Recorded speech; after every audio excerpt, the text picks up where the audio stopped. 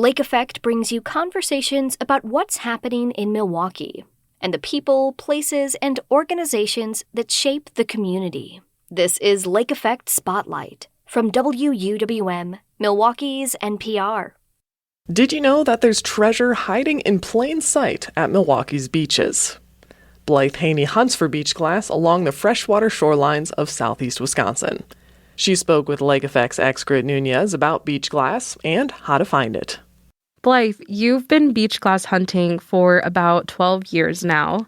Can you tell me what beach glass is and how it's formed? So beach glass comes from the beach, from the lake, normally called sea glass if it's from the ocean or the sea, but it is essentially discarded old bottles or glassware that have broken in the water or before they get to the water and then smoothed out and sanded down by the sand and the waves over 20, 30, 40, 50 years and wash up on the shore. And now they're these beautiful, smooth, and not dangerous pieces. How does the glass you usually find end up in the water in the first place? Yeah, so sometimes from shipwrecks, from glassware from shipwrecks in any sort of capacity. Also, it was very popular for old dumping sites to be along lakefronts. So especially Milwaukee, along the bluffs and stuff. And then when those start eroding into the water, it's just inevitable that that's going to go into the lake, unfortunately.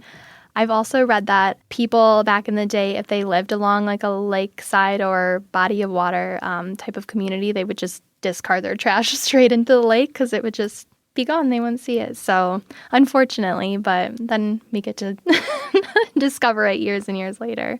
And I'm curious, how did you become interested in beach glass hunting and what do you love about it? Kind of funny story. So I knew nothing about it until I was in high school. It was with my high school boyfriend, and he took me to one of his favorite fishing spots. And he showed me, hey, look at this cool, beach glass. I see it every time I come here. I'm like, what the heck? I've never seen this before. And ever since then, I've been collecting. I think at first I was really drawn to, obviously, the beauty of it. But then over time of collecting, I'm like, wow, there's actually, history behind these pieces. And I think that's really special, too, getting to know, not everything is made out of glass bottles like it used to be back in the day. And I just think that behind it is really cool. Yeah. When I think about beach glass hunting, all I can wonder about is where certain pieces of glass come from. Do you ever try to find out when you find a new piece of glass? Yeah, that's one of my favorite parts. And a couple of years ago, I actually started a little mini series on my social media where if I find a piece and it's the pattern on it or the words on it are more distinguishable than others. Some don't have any of that, but some, for example, I found a very, very dark blue piece and it said the word vapor on it. So I was like, okay, this is from a Vicks Vapor Rub, bottle. Yeah, so that was obviously super cool. And then I'll show that on social media and be like, this is what it used to be and this is what I found on the beach. So wow. Yeah, it's fun to identify or try to identify the best I can. What are some other neat pieces that you found that stand out to you? The first ones that come to mind, I have found a really small, I would say dime size porcelain glass doll head. And it was all white and I picked it up and it was just the head. It was really small. And then a couple weeks later in the same area, found an arm, a porcelain glass doll arm. Oh, wow. Yeah. Those are really fun pieces to find because a lot of those, that Chinaware and stuff will have those really pretty blue patterns or pink patterns on them. And those are fun to, I think, even more rare to find than the glass. So. Oh, wow. Yeah. And what do you do with the beach glass that you find? You said that you collect a lot of it. Yeah, I used to just have jars and jars and jars of it.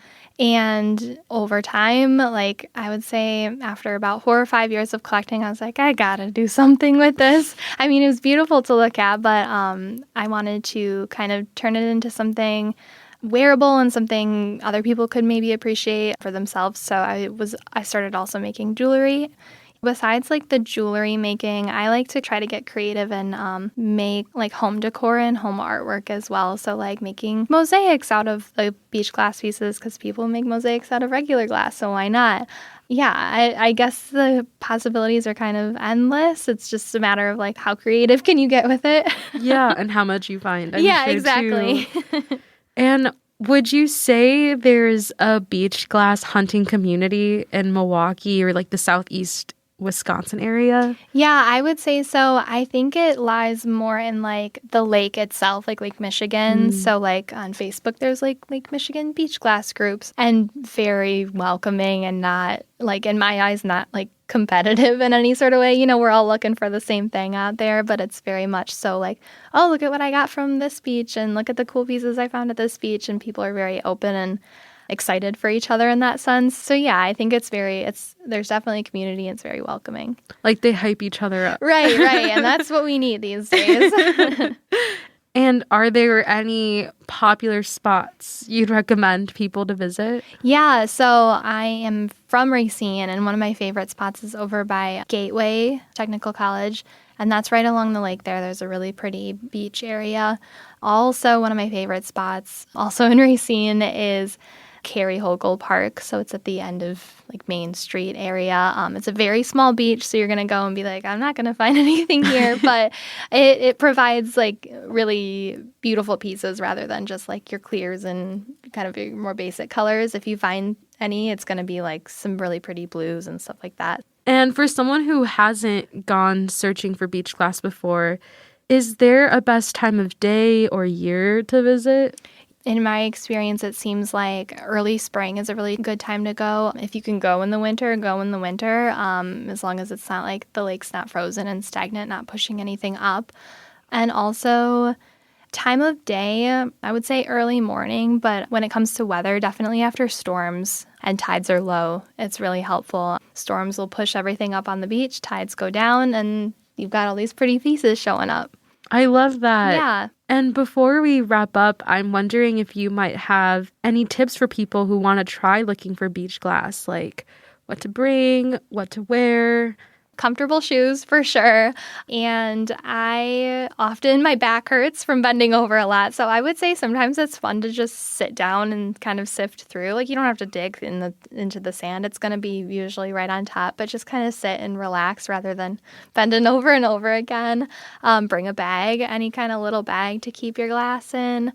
And also something I found super helpful if you're walking along the shore where like the water meets the sand, it's a great idea to walk where the sun is glistening on the water rather than your shadow covering up. So you want like the sun not to your back. You want the sun in front of you so you can see like colors glistening in front of you as you're walking, if that makes sense. I feel like that's super helpful. That's like a pro tip. Yeah. Yeah, they're exclusive. Well, Blythe, I've loved chatting with you. And so now, how about we head out and look for some beach glass together? Yeah, I'm so excited. Let's do it.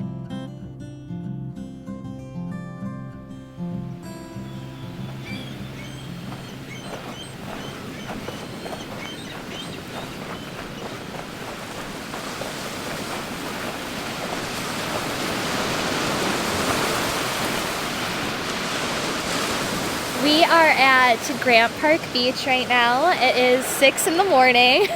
Beautiful sunrise going on, and it's just really calm waters. Really great conditions to be out here looking for beach glass. I'm actually seeing a lot. There must have been some sort of good tides lately or something that's bringing up a lot of beach glass. It's mostly clear, but I mean, beach glass is beach glass. When I'm looking along the beach, I'm kind of just looking, obviously there's a whole bunch of rocks and sand, but I'm kind of looking for the pieces that stand out that are a little bit more shiny, catch my eye, maybe a little bit colorful. Those are usually pieces of beach glass. It just draws your eye, especially when the sun is hitting it just right, so the sunrise is super helpful this morning. Here's a pretty big clear piece. Not super exciting, but still really cool. I want to find some greens or blues. What could clear pieces be from?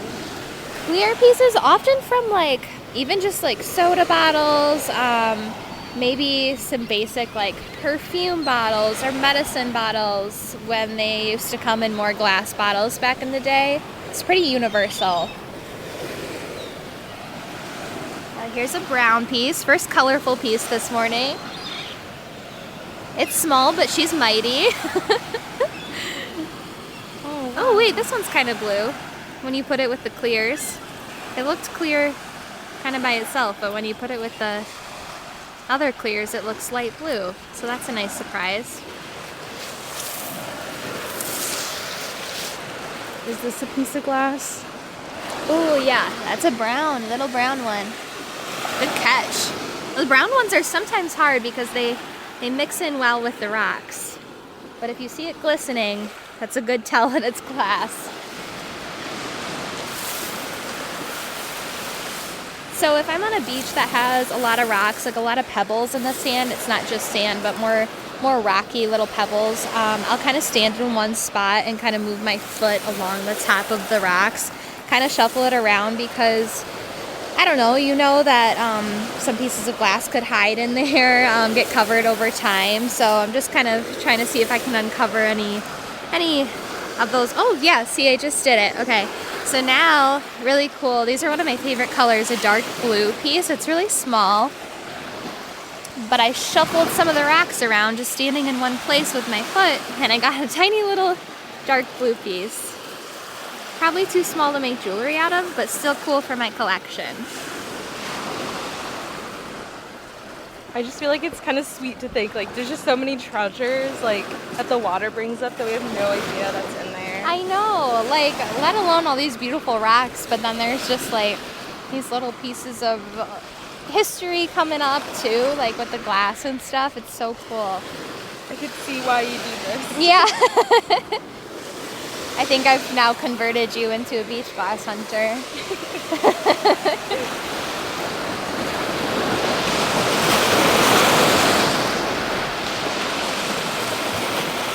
I feel like the tide is coming up higher and higher as the day goes on. Can you tell me or show me like what we found today? Can you describe to listeners what treasures we found? Let me pull our stash out of my pocket here. So we've got a good amount of clear pieces. Our biggest piece is a clear piece, and it's wonderful shape, wonderful size, maybe a necklace or something in the future. Got a couple brown pieces, more maybe dime size, a little smaller but still great. And then we have a little bit of smaller pieces, which are the greens and blues that we found. They're smaller, but they're still beautiful and colorful. So I'd say we probably have about 15, 20 pieces here. Pretty good haul for like 45 minutes or so, I would say.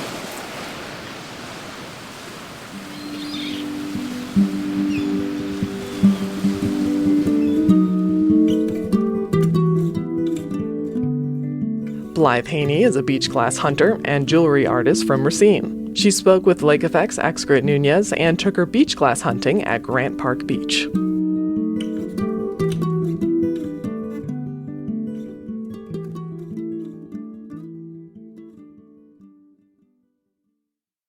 You can find more interviews like this one by visiting wuwm.com/lakeeffect. And while you're there, subscribe to the Lake Effect Spotlight podcast.